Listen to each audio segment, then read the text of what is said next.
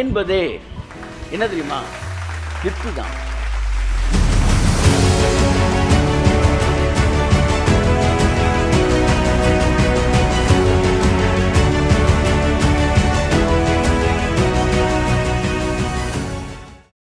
நல்லா கவனிங்க. இயேசு கிறிஸ்து பேசும்போதெல்லாம் அவருடைய நாமத்தின் மேல் விசுவாசம் உள்ளவர்களாய் அவரை ஏற்றுக்கொண்டவர்கள் எத்தனை பேரோ அத்தனை பேரும் பிள்ளைகளாகும்படி அதிகாரம் கொடுத்தார். ஏற்றுக்கொண்டவனுக்கு பேர் நீதிமான் எபேசியர் சொல்லுது, ஏற்றுக்கொண்டவனுக்கு பேர் பிள்ளைன்னு யோவான் சொல்லுது 1:12. அப்ப நீதிமான் யாரு? பிள்ளை தான் நீதிமான்.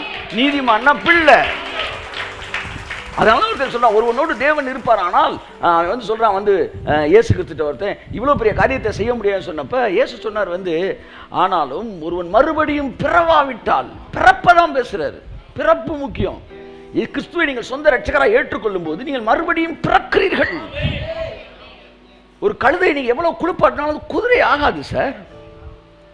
ஒரு குதிரை வந்து சொல்லிச்சான், ஒரு குதிரை ரேஸில் போய் கழுதை சொல்லிச்சான், வந்து நான் வந்து நாங்களும் நல்லா தானே ஓடுறோம். சில நேரம் கழுதை ஓடுற பார்த்துருக்கீங்களா? என்னடா அது வந்து பார்த்தா கழுதை ஓடிட்டு இருக்கு, குதிரை கிடையாது. அப்போ ஒரு கழுதை ஃபைட் பண்ணிச்சான், நாங்களும் ஓடுறோம்ல, எங்களையும் வந்து நீங்கள் குதிரை ரேஸில் கொண்டு போய் சேருங்க. இல்லைப்பா தான் ஒத்து வர, நாங்கள் வருவோம் சார் அப்படின்னா உடனே சரி.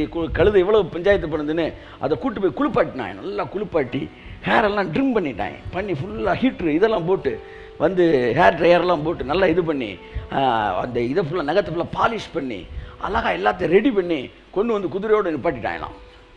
கெனத் ஹேகின் சொல்கிறார் இந்த ஸ்டோரியை. நிப்பாட்டிட்டு ரேஸ் ரெடி ஆகுது அப்படின்னு வந்து டம்முன்னு அடி சுட்டான். பிற சுட்டோன்னா குதிரையெல்லாம் டப டபன்னு முன்னாடி போகும்போது இது மட்டும் கேன் பின்னாடி கிளம்பி பின்னாடி ஓட ஆரம்பிச்சிருச்சான். என்னன்னா அது துப்பாக்கி சவுண்டு கட்டோட ரிவர்ஸில் ஓட ஆரம்பிச்சிருச்சு. ஹேகின் சொல்றாரு, அந்த கழுதை நீ எவ்வளவு குளிப்பாட்டினாலும் அது குதிரை ஆகாது. நீ உன் செயல்களில் என்னதான் மாத்தினாலும், நீ செருப்பை கலட்டினாலும் பட்டனை போட்டாலும் இதெல்லாம் நீதிமானாக்காது தங்கம். ஹேகின் சொல்றாரு, அந்த கழுதை குதிரையாக மாற வேண்டும் என்றால் ஒரே ஒரு வழி இருக்கிறது. அந்த கழுதை மரித்து மறுபடியும் குதிரையாய் பிறக்க வேண்டும்.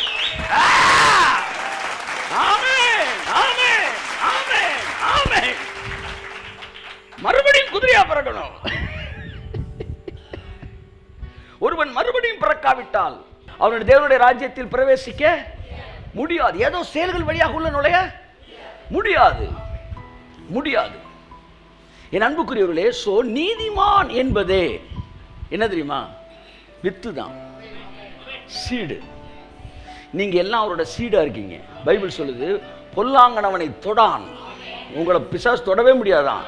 ஏன்னா அவனுக்குள் தேவனுடைய வித்து இருக்கிறது. ஆமென்.